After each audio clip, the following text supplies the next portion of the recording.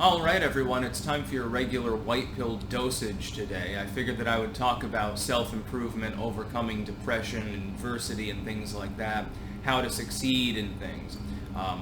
When I was younger, my family went through a period of poverty. Some of you know this story, some of you don't, so I'll tell it again. And, we were at risk of losing our home and basically having fucked up problems. In the end, I had to pull up my suspenders and get to work, and then that partially led to the success that I am today. And I do consider myself one. Am I Bill Gates? No. I'm probably glad that I'm not. Sadly, I'm not like Elon Musk mode. It would be nice to have that much money. I mean, I'm just saying, if you wanted to cut me a check for $1 million, I wouldn't say no to it. I'm just joking. Here's what you should do. Try to self-improve. Again, drop a vice, build a skill, turn your hobbies into something that's workable. You may think like, let's say you're one of those cool kids and you like to strum your guitar all day. And your parents are like, you shouldn't be wasting time on the guitar. Why don't you get a real job? Well, playing on a guitar can be a real job. Are you going to be the next big rock star? Probably not. Is there a possibility? Yeah. In the end, though, you can still make it a living. You can play in bars. Hell, you become homeless. At the very least, you can play on the streets and have a goddamn sandwich. It's better than nothing. It's better than the bottom completely dropping out, so to speak.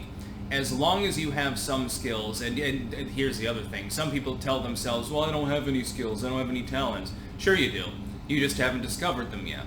Or maybe you have one, but you don't consider it to be particularly a talent, like something that's actually actionable. You have to believe in yourself to some degree.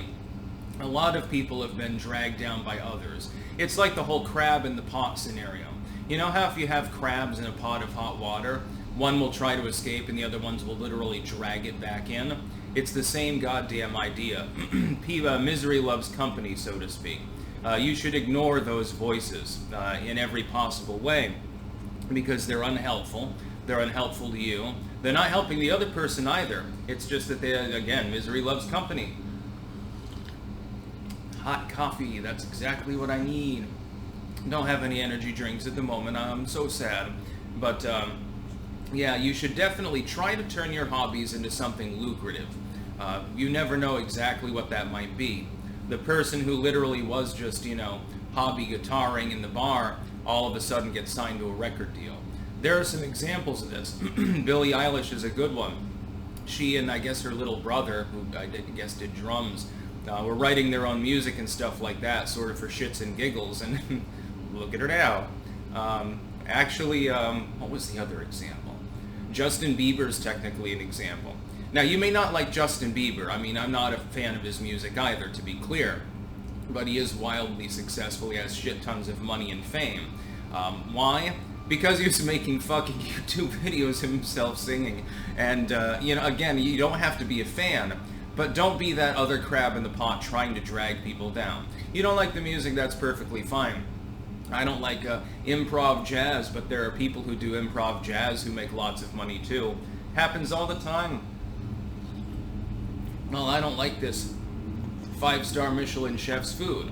Well, that's fine, they're still successful. It's like, I'm reasonably successful. I make a decent living doing what I do. Originally it was just a hobby. And there are plenty of people who fucking hate that. They're not fans of mine. There are other YouTubers who fall into the same category. In fact, I have a feeling there's not a single reasonably well-known YouTuber, vlogger in general, maybe a Rumble star or something, a blogger, whatever it happens to be. Nobody is without those that are going to disagree with them and begrudge them, whatever money they're making, whatever attention they're getting. It's friggin' inevitable. So you should ignore that. That's another secret to success, is ignore the haters.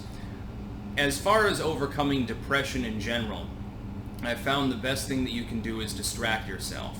Like when I'm sad, what I do is I work through it. I just work fucking harder. Because once I get into that work, I forget about the fact that I was sad, and eventually the sadness just goes away. And you kind of forget why you were sad, and you just don't give a fuck anymore. That's the final thing that I would say. Stop giving a fuck. I mean, don't stop giving a fuck in the sense of like caring about others and shit like that.